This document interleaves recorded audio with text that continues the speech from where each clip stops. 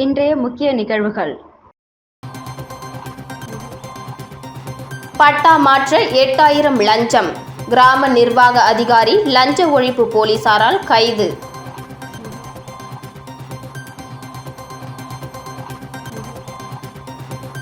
புதிய கல்விக் கொள்கையில் பிரெஞ்சு மொழி தொடர அரசு நடவடிக்கை எடுக்கும். முதலமைச்சர் ரங்கசாமி பேட்டி.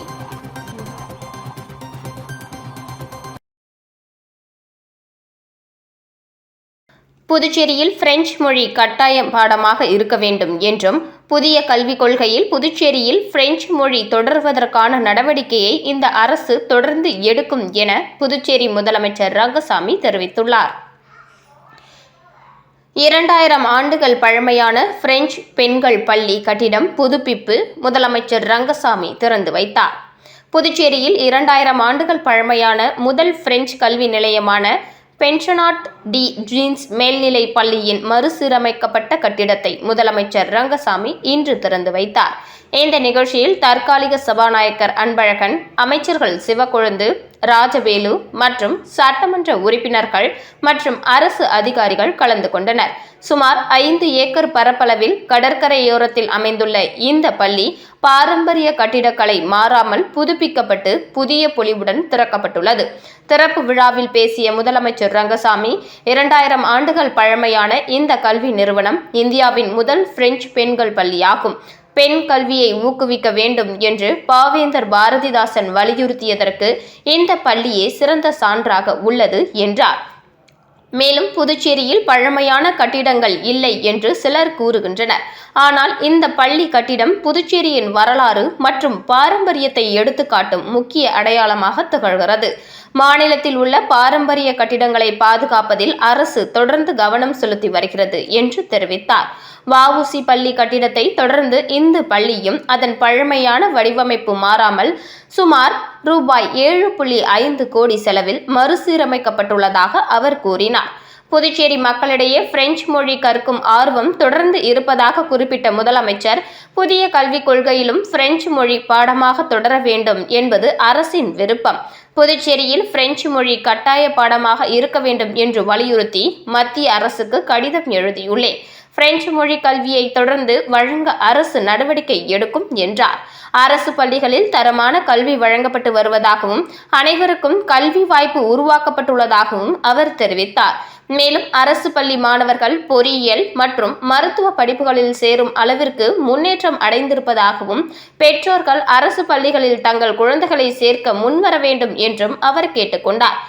தொடர்ந்து அரசு பள்ளிகளுக்கான நிதி ஒதுக்கீடு அதிகரிக்கப்பட்டு கல்வி தரத்தை மேம்படுத்த அரசு நடவடிக்கை எடுத்து வருவதாகவும் முதலமைச்சர் ரங்கசாமி தெரிவித்தார்.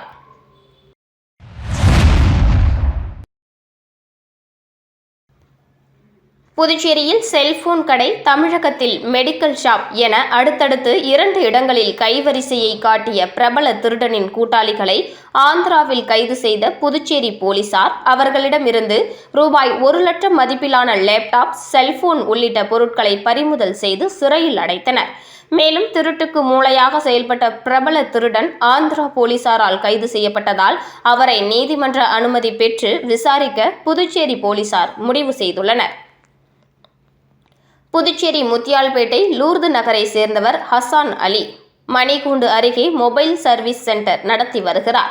இந்த நிலையில் கடந்த 12ஆம் தேதி இரவு இவரது கடையின் பூட்டை உடைத்து சர்வீஸிற்கு வந்திருந்த ரூபாய் 1 லட்சம் மதிப்பிலான 2 லேப்டாப்கள் மற்றும் ஐபோன், மொபைல் மற்றும் ஏர்பட்ஸ் உள்ளிட்ட பொருட்களை மர்ம நபர்கள் திருடி சென்றனர்.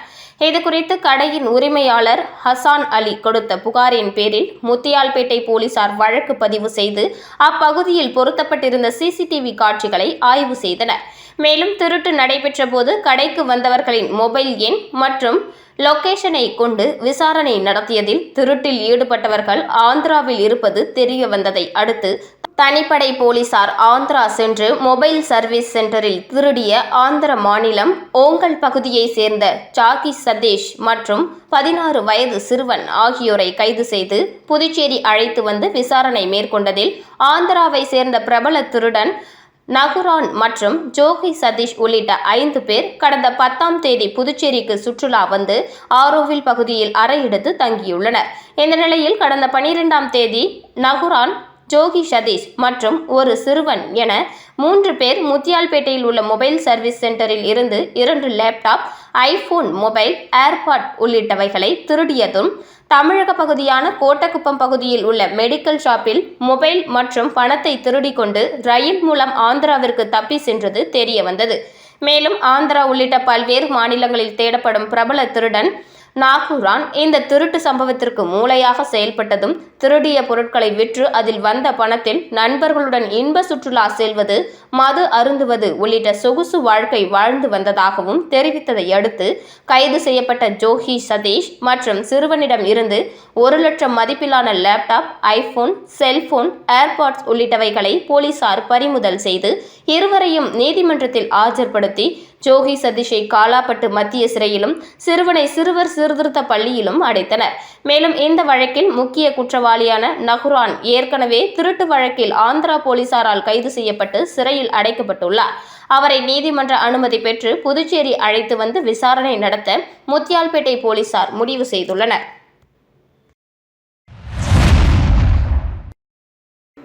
வானூரில் லஞ்சம் வாங்கிய விஏஓ கைது, லஞ்ச ஒழிப்புத்துறை அதிகாரி நடவடிக்கை. விழுப்புரம் மாவட்டம் வானூர் தாலுகா அலுவலகத்தில் நேற்று மக்கள் குறைதீர்க்கும் முகாம் நடைபெற்றது. இந்த நிலையில் வானூர் ஓட்டை பகுதியைச் சேர்ந்த பிரபு, வயது 30, இவரின் வீட்டு மனைப்பட்டா மாற்றம் செய்ய கோரி ஓட்டை கிராம விஏஓ அலுவலர் கலைசெல்வியிடம் சென்றுள்ளார். அப்போது அவர் இன்று மக்கள் குறைதீர்க்கும் முகாம் வட்டாட்சியர் அலுவலகத்தில் நடைபெறுவதாகவும் 8000 ரூபாய் கொடுத்துவிட்டு செல்லுமாறும் கூறியிருந்தார். இந்த நிலையில் பிரபு லஞ்ச ஒழிப்புத்துறை போலீசாரிடம் புகார் அளித்தார். புகாரின் பேரில் மக்கள் தீர்ப்பு முகாமுக்கு வந்த லஞ்ச ஒழிப்புத்துறை போலீசார் பிரபு விஓவிடம் பணம் கொடுக்கும் போது கையும் களவுமாக பிடித்து கைது செய்தனர். மேலும் அவரை தாலுகா அலுவலகத்தில் தொடர்ந்து விசாரணை நடத்தி வருகின்றனர். மக்கள் குறைதீர்க்கும் முகாமில் விஏஓ லஞ்சம் வாங்கிய சம்பவம் பெரும் பரபரப்பை ஏற்படுத்தியுள்ளது. புதுச்சேரியில் உணவு பாதுகாப்பை உறுதி செய்யாத அரசையும், உடல் நலத்திற்கு கேடு விளைவிக்கும் ரசாயன நிறமூட்டி, சுவையூட்டிகளை உணவுகளில் சேர்க்கும் உணவகங்களை ஆய்வு செய்யாத உணவு பாதுகாப்பு அதிகாரிகளை கண்டித்து சமூக அமைப்பினர் கண்டன ஆர்ப்பாட்டத்தில் ஈடுபட்டனர். புதுச்சேரியில் பொதுமக்களின் உணவு பாதுகாப்பை உறுதி செய்ய வேண்டும் என்ற மக்கள் கோரிக்கையுடன் மக்கள் வாழ்வுரிமை இயக்கம், 6ஆம் திணை மக்கள் இயக்கம் மற்றும் பல்வேறு சமூக ஜனநாயக இயக்கங்கள் சார்பில் கோரிமேட்டில் உள்ள உணவு பாதுகாப்பு அதிகாரி அலுவலகம் முன்பு கண்டன ஆர்ப்பாட்டம் நடைபெற்றது. மக்கள் வாழ்வுரிமை இயக்க செயலாளர் ஜெகநாதன் தலைமையில் நடைபெற்ற ஆர்ப்பாட்டத்தில் 100க்கும் மேற்பட்டவர்கள் கலந்து கொண்டு உணவகங்களில் பயன்படுத்தப்படும் ரசாயன நிறமூட்டிகள், செயற்கை சுவையூட்டிகள் மற்றும் உடல் நலத்திற்கு கேடு விளைவிக்கும் துரித உணவுப் பொருட்களை உடனடியாக தடை செய்ய வேண்டும், நட்சத்திர மற்றும் நடுத்தர ஹோட்டல்கள், சாலையோர உணவகங்கள், பானிபூரி உள்ளிட்ட துரித உணவு விற்பனை மையங்களில் விரிவான ஆய்வுகளை மேற்கொள்ள வேண்டும் என்றும், அனைத்து உணவகங்களிலும் விற்பனை செய்யப்படும் உணவுகளின் தரம் மற்றும் பாதுகாப்பு தன்மையை உறுதிப்படுத்த உணவு பாதுகாப்புத்துறை தீவிர நடவடிக்கை எடுக்க வேண்டும் உள்ளிட்ட கோரிக்கைகளை வலியுறுத்தி கண்டன கோஷங்களை எழுப்பினர். பொதுமக்களின் உடல் நலன் மற்றும் வாழ்வுரிமையை பாதுகாக்க புதுச்சேரி அரசும் உணவு பாதுகாப்புத்துறையும் உடனடி நடவடிக்கை எடுக்கவில்லை என்றால் அடுத்த கட்டமாக முற்றுகை போராட்டம் நடத்தப்படும் என எச்சரிக்கை விடுத்தனர்.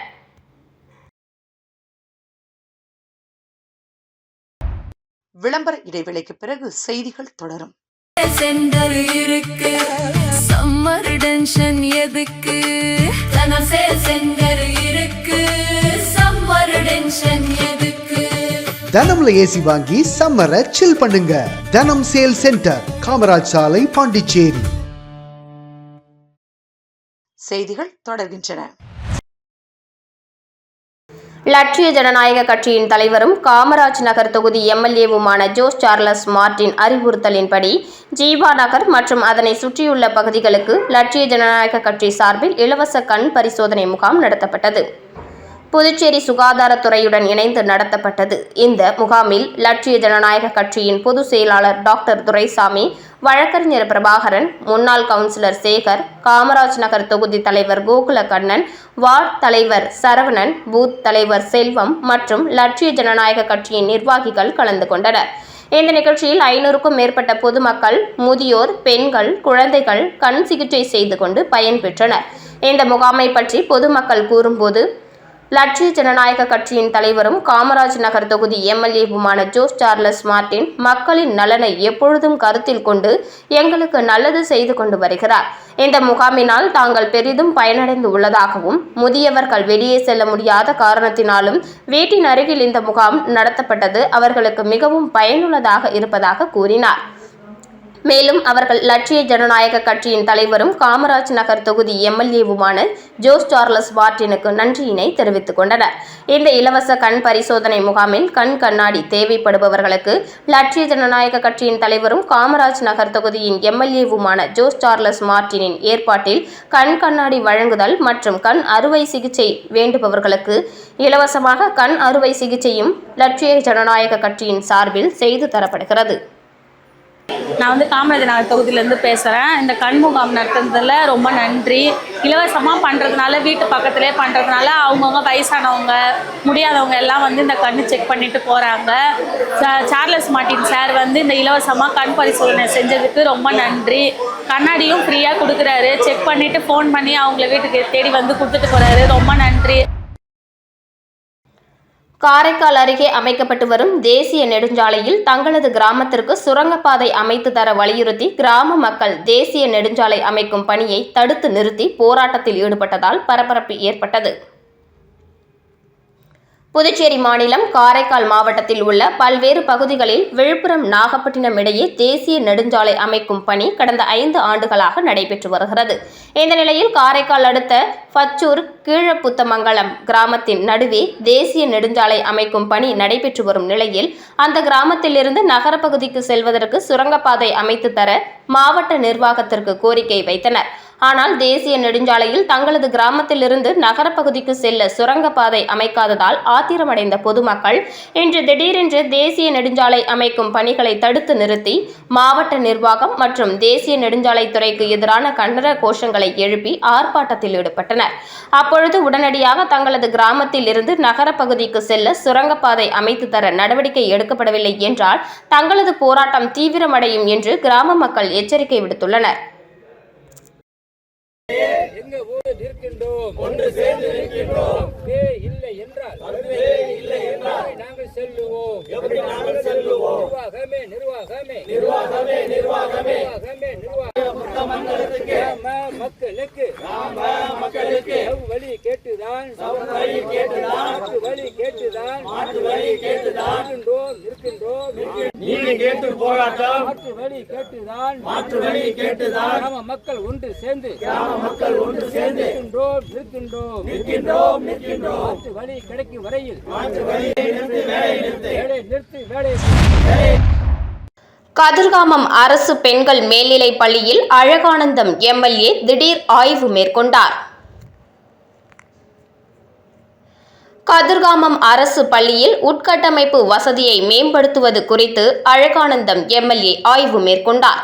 ஆய்வின் போது பள்ளி முதல்வர் மோகன் பிரசாத், பொதுப்பணித்துறை கட்டிடங்கள் பிரிவு உதவி பொறியாளர் வேல்முருகன், இளநிலை பொறியாளர் தமிழ்செல்வன் மற்றும் அப்பகுதியை சேர்ந்த முக்கிய பிரமுகர்கள் கலந்து கொண்டனர். அப்போது பள்ளியில் நடந்து வரும் உள்கட்டமைப்பு பணிகள் குறித்து ஆலோசனை நடத்தப்பட்டது. பள்ளியில் நடந்து வரும் கட்டுமான பணிகள் நடைபெறும் இடங்களுக்கு எம்எல்ஏ சென்று பார்வையிட்டார். பள்ளியில் உள்ள குறைபாடுகள் குறித்து மாணவிகளுடன் கேட்டறிந்தார். மாணவிகள் தரப்பில் கூறுகையில், மாணவியர் பயன்படுத்தும் கழிவறைகளில் கதவுகள் இல்லை, நாப்கின் போடுவதற்கு குப்பை தொட்டிகள் இல்லை, உடற்கல்வி பாட வேளையில் தங்களை விளையாடுவதற்கு ஆசிரியர்கள் அனுமதிப்பதில்லை என்றனர். இதனை கேட்ட அழகானந்தம் எம்எல்ஏ அதிகாரிகளுடன் சென்று கழிவறைகளை பார்வையிட்டு அனைத்து அடிப்படை வசதிகளை ஏற்படுத்தி கொடுக்க பொதுப்பணித்துறை அதிகாரிகளுக்கு உத்தரவிட்டார். சமூக சேவகர் காந்தியின் பிறந்த நாள் விழா நேரில் வாழ்த்து தெரிவித்த எம்எல்ஏ ரவிக்குமார். புதுச்சேரி மாநிலம் வில்லியனூர் சட்டமன்ற தொகுதிக்குட்பட்ட கொம்பாக்கம் பகுதியை சேர்ந்த விளையாட்டு ஆர்வலர், புதுச்சேரி மாநில கைப்பந்து சங்கத்தின் துணை செயலாளர், பிரதர்ஸ் விளையாட்டுக் கழகத்தின் செயலாளர் மற்றும் சமூக சேவகராக விளங்கி வரும் சமூக வலைதளங்களில் ஃபயர் காந்தி என்று அனைவராலும் அழைக்கப்படும் காந்தியின் பிறந்தநாளை முன்னிட்டு வில்லியனூர் தொகுதி சட்டமன்ற உறுப்பினர் மக்கள் நாயகன் ரவிக்குமார் நேரில் சென்று வாழ்த்து தெரிவித்தார். அப்போது எம்எல்ஏ ரவிக்குமார் காந்திக்கு சால்வை அணிவித்து பூங்கொத்து வழங்கி பிறந்தநாள் வாழ்த்துக்களை தெரிவித்தார். மேலும் சமூக நலப்பணிகளிலும் விளையாட்டு வளர்ச்சியிலும் தொடர்ந்து ஈடுபட்டு வரும் அவரது சேவையை பாராட்டினார். இந்த நிகழ்ச்சியில் அவரது ஆதரவாளர்கள், நிர்வாகிகள், ஊர் பொதுமக்கள் மற்றும் இளைஞர்கள் ஏராளமானோர் கலந்து கொண்டு காந்திக்கு பிறந்தநாள் வாழ்த்துக்களை தெரிவித்தனர்.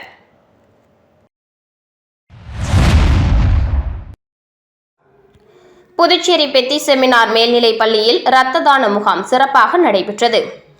உலக இரத்த தான தினத்தை முன்னிட்டு பெத்தி செமினார் மேல்நிலைப் பள்ளி மற்றும் அரசு பொது மருத்துவமனை, புதுச்சேரி இரத்த வங்கி இணைந்து இரத்த தான முகாமை சிறப்பாக நடத்தின. நிகழ்ச்சியில் புதுச்சேரி கடலூர் மறை மாவட்ட பேராயர் டாக்டர் பிரான்சிஸ் கலிஸ் தலைமையில் விருந்தினராக கலந்து கொண்டு நிகழ்வினை சிறப்பித்தார். மேலும் அருட்தந்தை மிகுந்த மரியாதைக்குரிய மொன்சியோர் எஸ். குழந்தைசாமி சிறப்பு விருந்தினராக பங்கேற்று நிகழ்வினை கௌரவித்தார். தன்னார்வலர் இரத்த தானத்தின் அவசியத்தை பற்றி விழிப்புணர்வு ஏற்படுத்தவும் சமூக பொறுப்புணர்வை வளர்க்கவும் இம்முகாம் ஏற்பாடு செய்யப்பட்டது. மாணவர்களின் பெற்றோர்கள் மற்றும் பள்ளி ஆசிரியர்கள் உட்பட 30க்கும் மேற்பட்டோர் ஆர்வமுடன் முன்வந்து இரத்த தானம் செய்து மனிதநேய பணியில் தங்களது பங்களிப்பை வழங்கினர். இந்த நிகழ்வில் உரையாற்றிய தலைமை ஆசிரியர், உயிர்களை காப்பாற்றும் உயரிய சேவையாக இரத்த தானம் விளங்குவதை வலியுறுத்தி இத்தகைய சமூக நல் முயற்சிகளை தொடர்ந்து மேற்கொண்டு வரும் பள்ளி நிர்வாகத்தை பாராட்டினார். சிறப்பு விருந்தினரும் இரத்த தானம் செய்தவர்களின் தன்னலன் மாற்ற சேவையையும் பாராட்டி வாழ்த்து தெரிவித்தார். பொது மருத்துவமனை மருத்துவர்கள் மற்றும் மருத்துவ பணியாளர்கள் இரத்த தான செயல்முறைகள் அனைத்தும் பாதுகாப்பாகவும் சுகாதார விதிமுறைகளில் படியும் நடைபெற்றதை உறுதி செய்தனர். இந்த நிகழ்வை வெற்றிகரமாக நடத்த ஒத்துழைத்த அனைத்து இரத்த தான தன்னார்வலர்கள், மருத்துவர்கள், மருத்துவ பணியாளர்கள், தன்னார்வலர்கள், ஆசிரிய விருந்தினர்கள், பெற்றோர்கள் மற்றும் நலன் விரும்பிகள் அனைவருக்கும் பள்ளி நிர்வாகம் தனது மனமார்ந்த நன்றியை தெரிவித்துக் கொண்டது. இந்த இரத்த தான முகாம் மனித நேயம் மற்றும் சமூக சேவை குறித்த விழிப்புணர்வை வளர்க்கும் பள்ளியின் அர்ப்பணிப்பை வெளிப்படுத்தும் வகையில் சிறப்பாக அமைந்தது.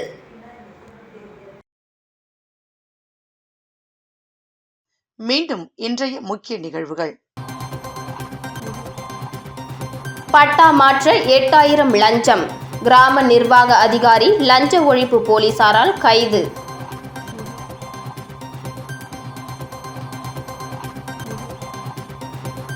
புதிய கல்விக் கொள்கையில் பிரெஞ்சு மொழி தொடர அரசு நடவடிக்கை எடுக்கும், முதலமைச்சர் ரங்கசாமி பேட்டி.